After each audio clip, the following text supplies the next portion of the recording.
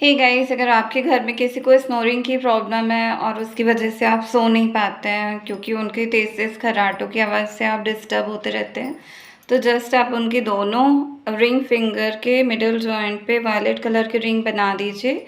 जब आप इसको डेली बेसिस पे करके रखेंगे फॉर 40 मिनट्स इनिशियली और फिर आप उसका टाइम एक्सटेंड कर सकते हैं फॉर 4 टू 8 आवर्स डेली। तो उनकी जो स्नोरिंग की प्रॉब्लम है, खर्राटे लेते रहते हैं, वो धीरे-धीरे कम हो जाएगी और फिर बंद हो जाएगी। अगर आपको इन्फॉर्मेशन अच्छी लगी है, please like, share and subscribe my channel. Thank you, bye-bye.